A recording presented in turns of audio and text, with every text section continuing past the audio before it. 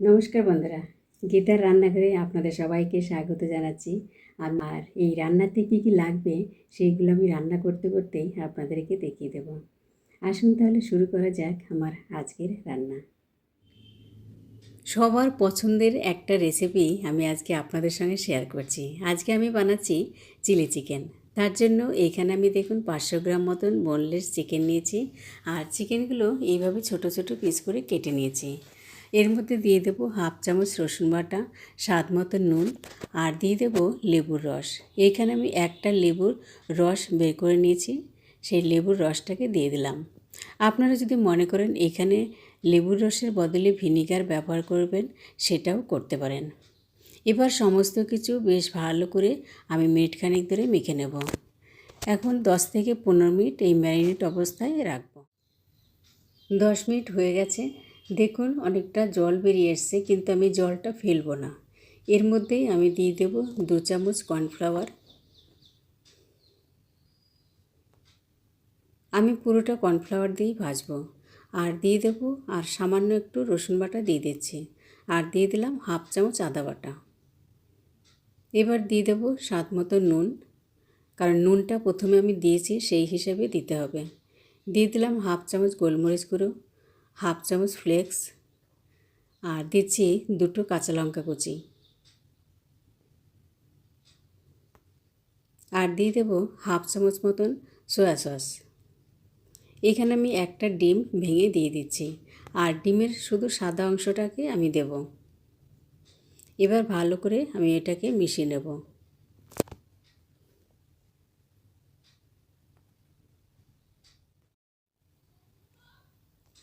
একটু পাতলা হয়ে গেছে, তাই আমি আরও 2 চামচ মতন কর্নফ্লাওয়ার দিয়ে দিলাম। এবার কর্নফ্লাওয়ারটাকে আমি ভালোভাবে মিশিয়ে নেব। এরপর আমি 1 চামচ মতন কাশ্মীরি লঙ্কার গুঁড়ো দিয়ে দেব। এটা আমি প্রথমে দিতে ভুলে গেছিলাম, তাই এখন আমি দিয়ে এটাকে আবার একটু মিক্স করে নিচ্ছি। আপনারা এটাকে প্রথমের দিকেই দিয়ে দেবেন। এবার ভালো করে মিশিয়ে নেব।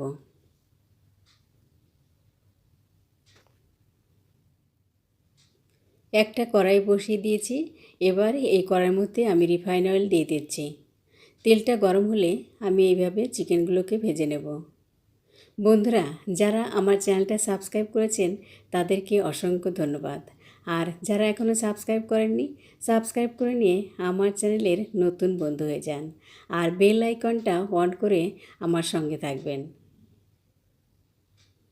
এইভাবে উল্টে পাল্টে আমি চিকেনগুলোকে ভেজে তুলে নেব। আর এই চিকেনগুলো আমি খুব বেশি কড়া করে ভাজবো না। দেখুন এইভাবে ভেজে আমি তুলে নিচ্ছি। সমস্ত পকোড়াগুলো ভেজে আমি এইভাবে রেডি করে নিয়েছি। এবার ওই চিকেন ভাজা তেলের মধ্যেই আমি ক্যাপসিকামগুলো ভেজে নিচ্ছি। ক্যাপসিকামগুলো আমি এইভাবে চৌকো করে কেটে নিয়েছি। আপনারা আপনাদের পছন্দ মতন করে কেটে নিতে পারেন। হালকা ভেজে আমি ক্যাপসিকামগুলো তুলে নেব। এবার ওই তেলের মধ্যে আমি পেঁয়াজগুলোকেও ভেজে নেব। পেঁয়াজগুলোও আমি একই রকমভাবে কেটে নিয়েছি। হালকা নাড়াচাড়া করে নিয়ে তারপর পেঁয়াজগুলো তুলে নিচ্ছি।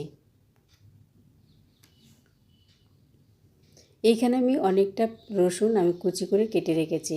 এবার পেঁয়াজটাকে তুলে নিয়ে সেই রসুন কুচিটাকে আমি এর মধ্যে দিয়ে দেব। 2-3 মিনিট আমি রসুনটাকে ভেজে নেব। ব্রাউন কালার চলে আসলেই আমি যে পেঁয়াজ, ক্যাপসিকাম এবং যে চিকেনগুলো ভেজে রেখেছিলাম সেইগুলো আমি একে একে দিয়ে দেব। সমস্ত কিছু বেশ ভালোভাবে আমি মিশিয়ে নেব। এবার এর মধ্যে আমি 1 চামচ টমেটো সস, 1 চামচ চিলি সস, আর 1 চামচ সয়া সস দিয়ে দিচ্ছি। এবার ভালোভাবে আমি এগুলোকে মিশিয়ে নিচ্ছি। আমি একটা বাটিতে 2 চামচ কর্নফ্লাওয়ার নিয়ে নিয়েছি। এই কর্নফ্লাওয়ারটাকে ভালো করে গুলিয়ে নেব।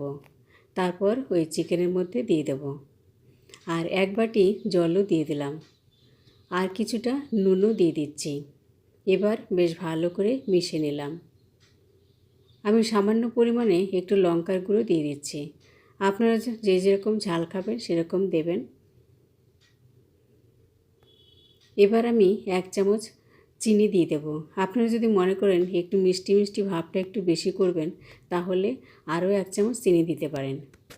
এবার নাড়াচাড়া করে আমি এটাকে নামিয়ে নেব।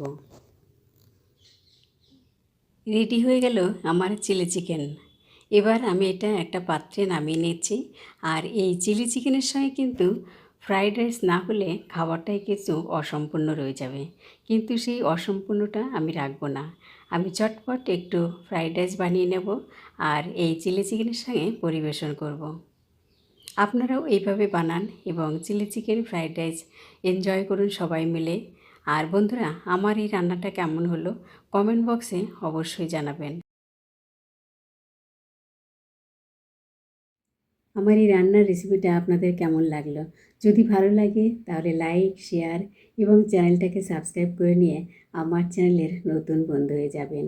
আর বেল আইকনটা ক্লিক করে অল অ্যাক্টিভেট করে রাখবেন, যাতে নতুন নতুন রান্নার রেসিপি আপডেট করার সাথে সাথে আপনার কাছে বা আপনার মোবাইলে চলে যায়। সকলে খুব ভালো থাকবেন, সুস্থ থাকবেন। ধন্যবাদ।